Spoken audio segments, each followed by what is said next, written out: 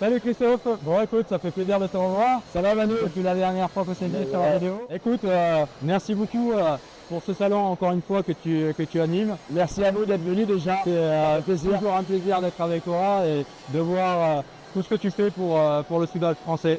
C'est top comme d'habitude. L'occasion pour nous aussi de revenir vers toi et te poser quelques questions. Depuis ta venue en Italie il y a 2 ans, quel est ton ressenti? Qu'est-ce qui te reste de notre marque? Alors, mon ressenti, tu veux que je sois clair, de la bienveillance. Les Italiens sont exceptionnels. J'ai adoré la visite de Weco. Clairement, ça a été une révélation. Okay. Pour être clair, au début, je ne connaissais pas Weco. Je connaissais de marque et je me suis dit, c'est du matériel de moyenne qualité. Tu vois, c'était un peu l'idée que j'en avais. Mais pas du tout. C'est un arc électrique puissant, presque aussi bien, voire mieux que certaines marques premium. En toute objectivité, j'en parle tous les jours à tous les collègues. Je dis moi Weco, clairement, et sans traitement de faveur, c'est une super bonne marque. Quand j'étais à Weco, j'ai été super bien accueilli. C'est pour ça que je vous ai proposé, et vous l'avez proposé, de participer au meilleur soudeur sur l'édition 2025. C'était tout naturel que je dise oui. Donc, Giorgio, Simonetta et toute l'équipe, c'était tout naturel que je puisse vous accueillir et vous inviter ici. Est-ce que tu penses que ce sont des événements qui vont viser à renforcer les collaborations, les innovations, faire évoluer la filière française de soudage? Oui, bien sûr. En fait, l'idée est déjà première, depuis la première édition, en fait, pour être vraiment très clair, c'était de mettre en avant les soudeurs. C'était leur moment. Parce qu'ils sont souvent mis dans l'ombre. Et c'est des gens importants pour le secteur industriel. Sans soudeurs, pas d'industrie, pas de travail, pas de business, pas de développement. Donc pour moi, déjà la première chose, c'était de mettre en avant le soudage. La deuxième volonté, c'était aussi de booster les gens à rejoindre l'industrie, plus particulièrement dans le soudage. On est en manque cruel de soudeurs.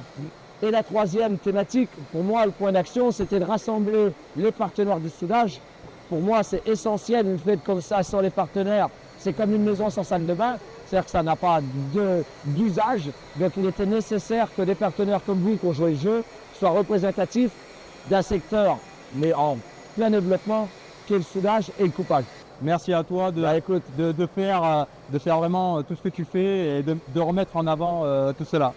Au niveau des formations en collaboration avec une usine de welding, tu pourrais envisager dans l'avenir, comment tu le verrais? Je vais te répondre, oui, j'aimerais faire des choses avec autrement que, on est en français bien sûr, mais il faut ouvrir les frontières, le soudage n'a pas de limite, n'a pas de frontières, donc faire des formations, pourquoi pas avec le matériel Weco, ou en collaboration avec Weco, sachant que je l'ai utilisé, ça tient la route, pourquoi pas voir avec Giorgio, Simonetta et toute l'équipe de Weco, une bonne dynamique autour de la formation, de l'apprentissage, mettre en avant le matériel, le développement du matériel. Présenter les fonctionnalités exactement. Qui, outre la norme, peuvent après servir sur d'autres lignes de production. Mais bien sûr, le nucléaire, le pharmaceutique, l'aéronautique, tout ça, c'est des secteurs qui sont porteurs.